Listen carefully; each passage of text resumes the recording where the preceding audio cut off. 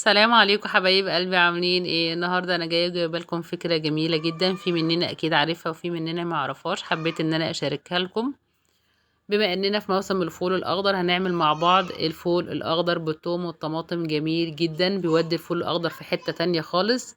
انا عملت معاكم قبل كده الفول الاخضر المدمس، كان جميل، لكن ده طريقه جديده.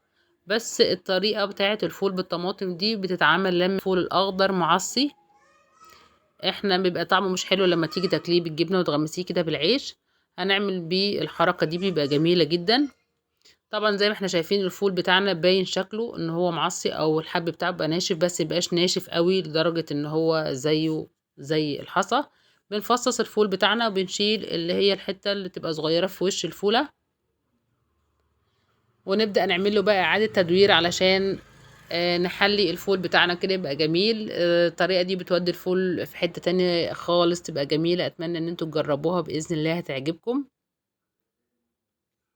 هنجيب الحلة بتاعتنا وننزل ب3 معالق من الزيت، مش كتير لأن أنا هعمل الطبق دوت بس كنوع إن أنا أشارككم الفكرة، لكن أنا بعمل كميات كتيرة. ده اللي كان صراحة موجود عندي، وطبعا الكل بيقول ان هو ناشف معترض على اكله، فحبيت ان انا اعمل له الفكرة دي علشان يتاكل.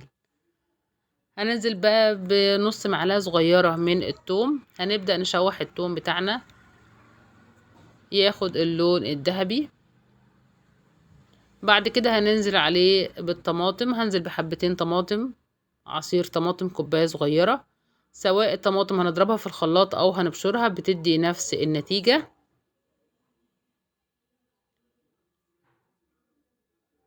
هننزل بعصير الطماطم بتاعنا، انا ضربته في الخلاط. شوية ملح صغيرين، شوية كمون. هنسيبها بقى تتسبك بقى كده مع نفسها.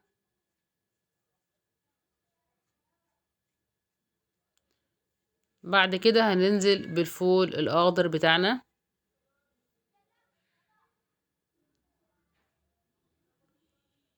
هي كده التسبيكة بتاعتي استوت. هنزل بالفول واقلبه واسيبه في التسبيكة كده لمدة 5 دقايق قبل ما انزل بالمية، علشان يشرب من التسبيكة كويس، يبقى طعمه جميل.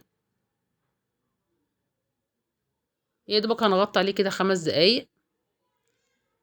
بدأ يغلي معايا ويتفاعل مع التسبيكة. هننزل عليه بكوباية من الطماطم واسيبه يستوي. اول ما يغلي هدي عليه النار واسيبه يستوي مع نفسه براحته.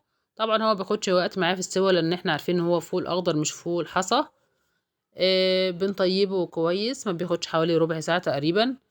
بس اهم حاجة ان احنا بنشفه في الاخر، انه بيتاكل بالعيش، بيبقى جميل جدا. وبنقدمه بقى مع الاكل، بيبقى صراحة جميل. اتمنى ان الفكرة تعجبكم، اتمنى ان انتوا تجربوها عشان تقولوا لي رأيكم. وبإذن الله مكملين مع بعض في وصفات بسيطة او سهلة. واتمنى ان انتوا تشتركوا معايا في القناة علشان يوصلكوا كل جديد، وان احنا مش هنكبر غير بيكم.